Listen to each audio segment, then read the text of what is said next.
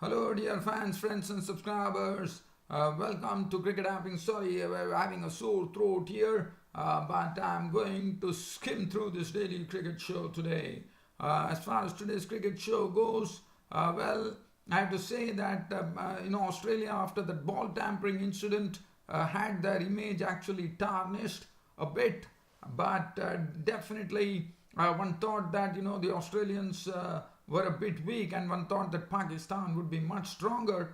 But it happened the reverse today. Billy Stanlake, the tall fast bowler, who actually is just taller than the former great West Indian fast bowler Joel Garner, actually put up a great display of pace bowling. 4 overs, no maiden, 4 for 8. He rocked the Pakistanis hard with some real steeplers, I would say. He generated a lot of pace and bounce.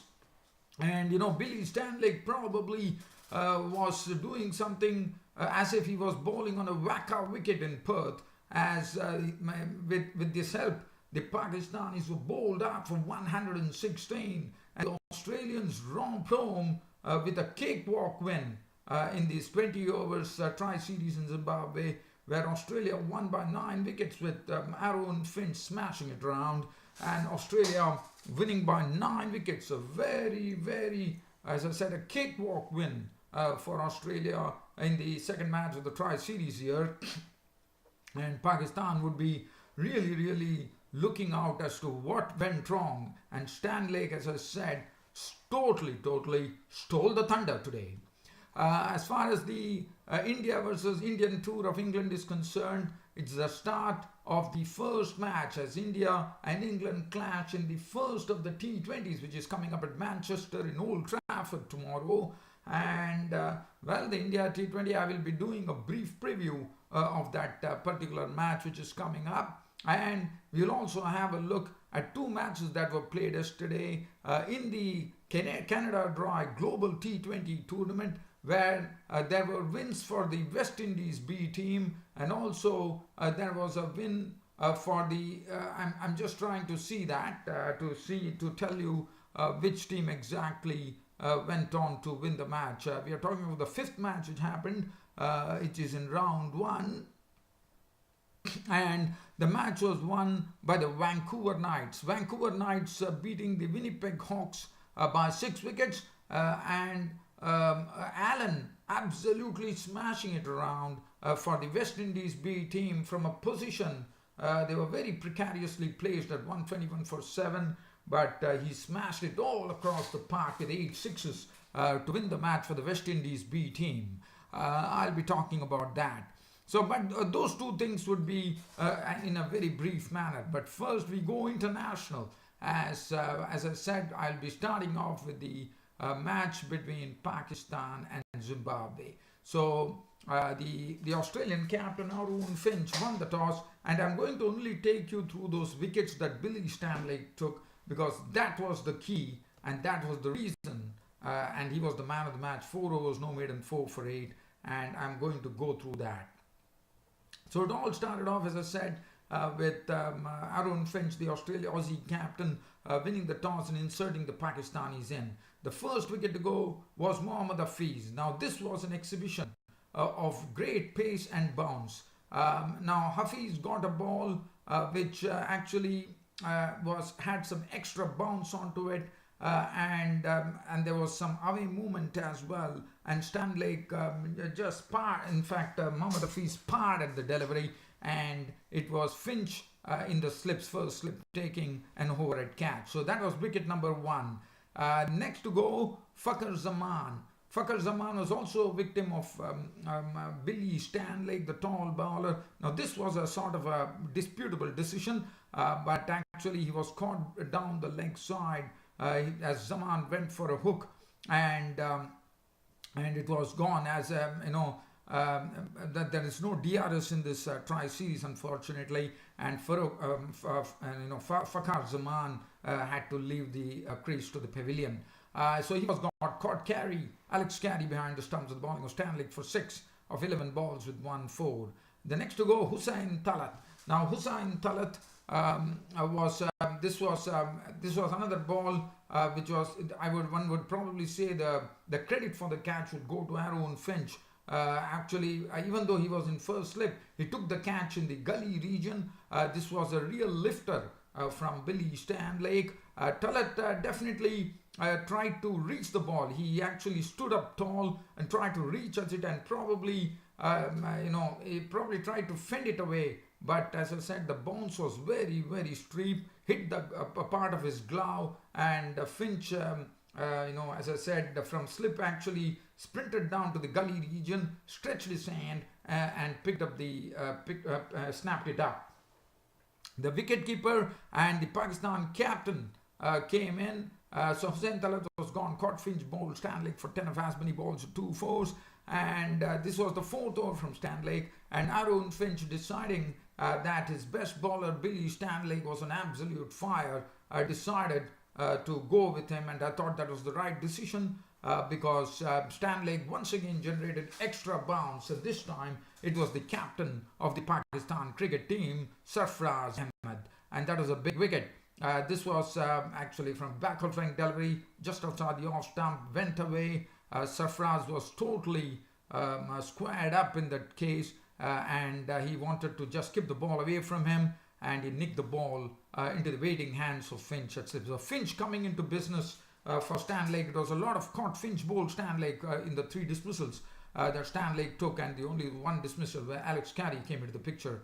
So all the wickets which were taken were full of pace, full of bounce, movement, and the catch was taken by Aaron Finch. And so basically what I was trying to say is that Billy Stanlake got all his 4 victims caught behind the wicket. Splendid bowling.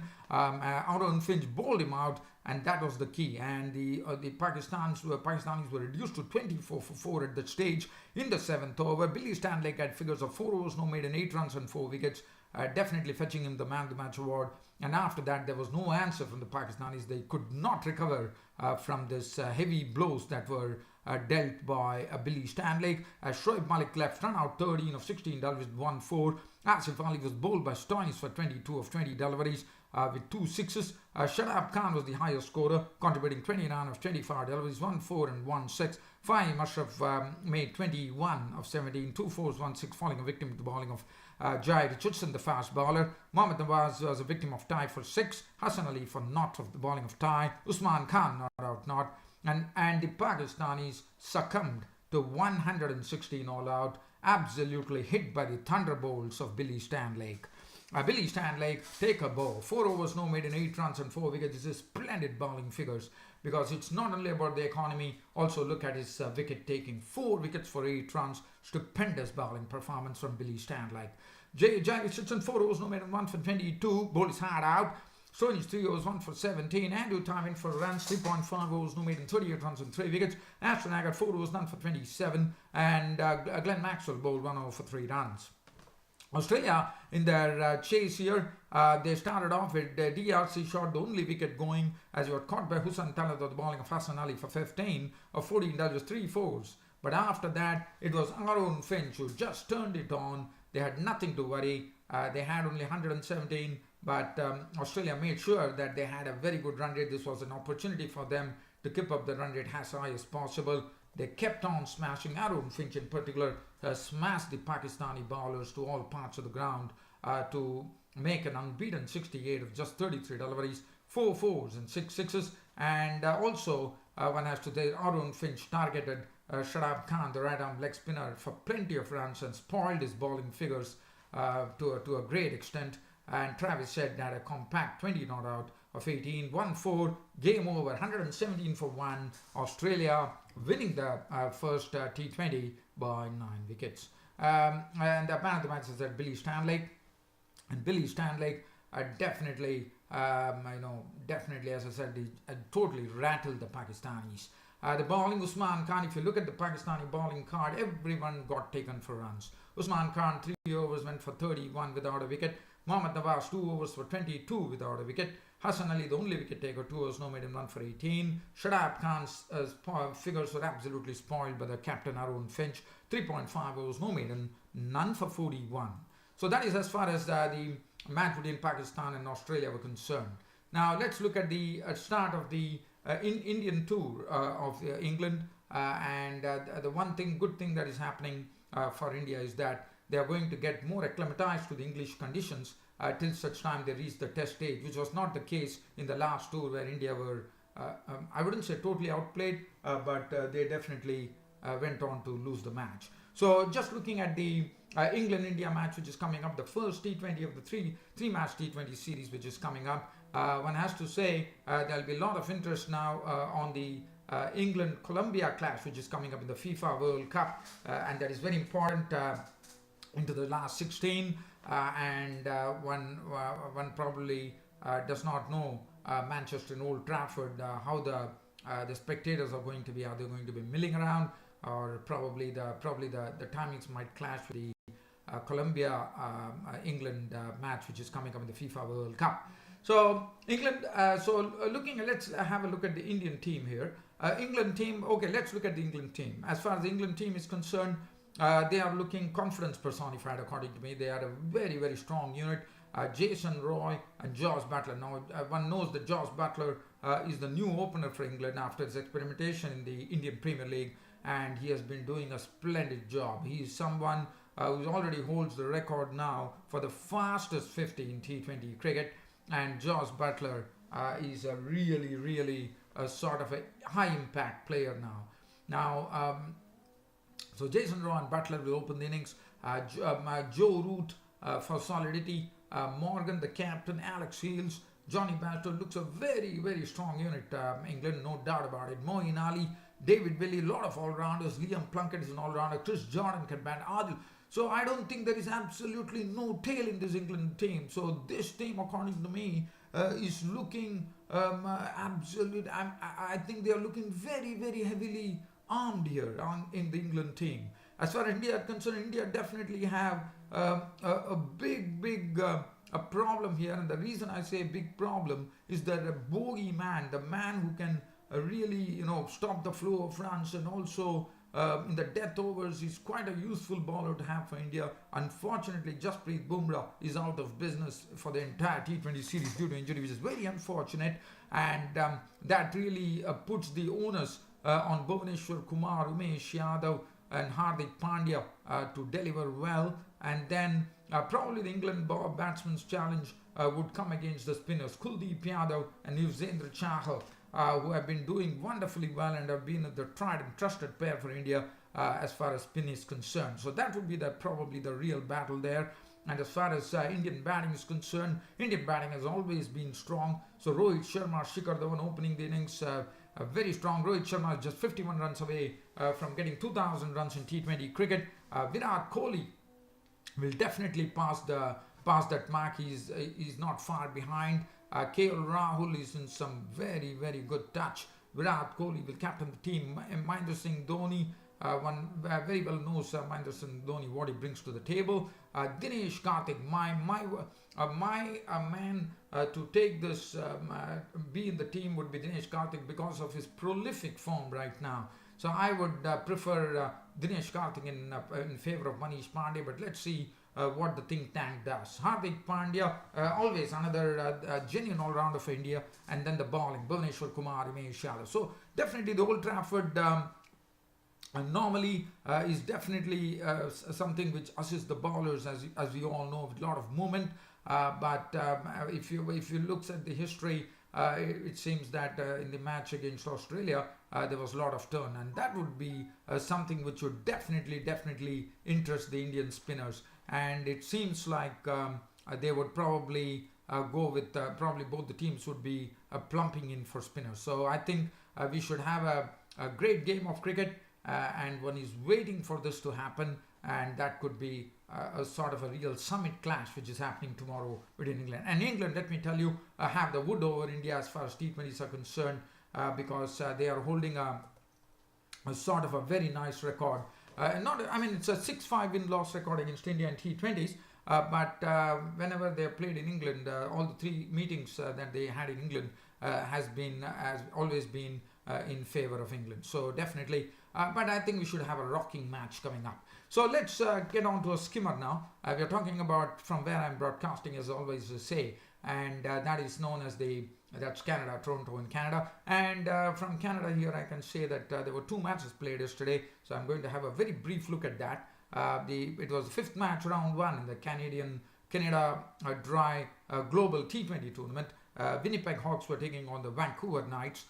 Winnipeg Hawks finished up with 156 for 9. The principal scorer being Webster. They definitely struggled. They did not have it easy altogether right from the start, even though they boasted some big names. They really struggled. David Warner was out for 4. Lendl Simmons for 24 of 17, 2 fours to the Ben McDermott fade with the bat.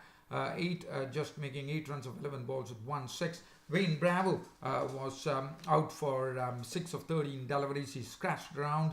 David Miller was out for, so definitely a very strong batting line of Winnipeg Hawks really struggled. 11 of 14 balls to David Miller with 1 4. Dwayne Bravo made 30 of 17, but Webster really showed some real hitting powers here with an unbeaten 49 of 34 balls with 1 4 and 5 sixes to actually give it a final thrust and push the score towards 156 for 9 of their 20 overs. Dayal 17, Emrit 1, Ali Khan not, and Philip not out not.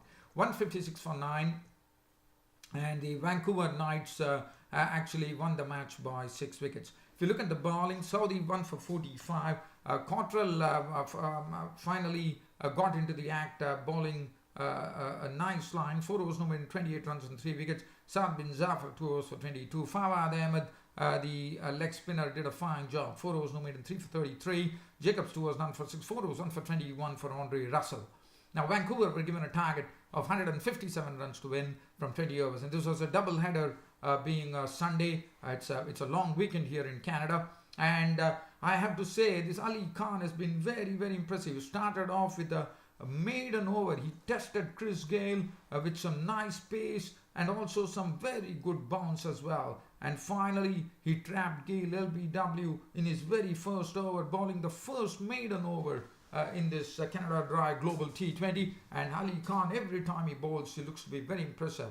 He got the ball to angle in and it struck Gale's span. Up went the umpire's finger. Gale into the pavilion. LBW ball, Ali Khan for naught, and that was a big wicket. And Ali Khan also went on to, after Chadwick Walton had smashed him for 2 sixes in a knock of 13 of 8 deliveries, he actually had the better. In fact, Ali Khan got the wicket of Chadwick Walton, caught by Dwayne Bravo for 13, and he figures with 3 overs, 1 and 2 for 25. And every time, as I said, Ali Khan bowls, he looks impressive. There was also, one could see the very tall bowler from the United States. Ali Khan is also from the United States, as you know. And K. Phillip, he was also very impressive with his bowling. He had figures of 4 overs, 1 for 35. He took the wicket of Evan Lewis, who was out for 9. Caught McDermott, bowled by Phillip. Very good ball from Phillip and McDermott actually. Evan Lewis went in for a full-blooded shot and in the process nicked it, and Ben McDermott behind the stumps made no mistake. He was gone for 9 of 12 deliveries with 1 6. In the final analysis, but they had nothing to worry. Van der Dussen played in a very, very compact manner, not out on 39 of 44 balls, 1 4 and 2 sixes. Babar Hayat was the one who turned it on and brought the team closer to victory with a very, very sweet knock of 65 deliveries of 33 deliveries, 33 deliveries, 3 fours and 5 sixes. He was then. Andre Russell smashed it towards the end to take them to victory. Unbeaten 21 of 7 deliveries, 3 sixes. Ali Khan, as I said, has been very, very impressive throughout this. We have seen him. He looks to be a real prime prospect there with his pace, and he has good action, as I've already spoken about it. Philip was also impressive, 1 for 35. Emrit 4 overs, none for 31. Dayal 3 overs, none for 36. And Brain Bravo 3.4 overs, no maiden, 1 for 34. The man of the match going to Babar Hayat, and rightly so, played superbly, I thought. And let's go into the last skimmer here. We are going to the 6th match, round 1 in the global Canada Dry Global T20 tournament, and we are talking about 6th match which was played in the West Indies B team and Edmonton Royals. The West Indies B team winning the match by 3 wickets, but it was a match where probably one thought that Edmonton Royals would be winning it, even though Edmonton Royals were bowled out for 155. West Indies B had a real struggle. At one time they were stuck at 121 for 7. And it was only due to Fabian Allen. What a knock from Fabian Allen. He totally transformed that game into the West Indies lap with West Indies B winning by 3 wickets. The entire credit would go to the man of the match, Fabian Allen, for smashing it in such a fashion. Because if you look at the score there, West Indies B chasing a target of 156 to win from that 20 overs were in a very bad situation. It looked like probably they were going to lose the match at 121 for 7 in the 14th over. But what a knock from Fabian Allen. He made it count. He smashed an unbeaten 75, just 30 deliveries, which included 8 enormous sixes and 4 fours, and the game was over. Unfortunately, due to shortage of time today, I have to do a wind-up. I can't go into any of those details, as you would understand. So West Indies B beating Edmonton Royals, and today, Monday, also another public holiday in Canada, and one is looking forward to the matches which are coming up in the Canada Dry Global T20 tournament here at King City.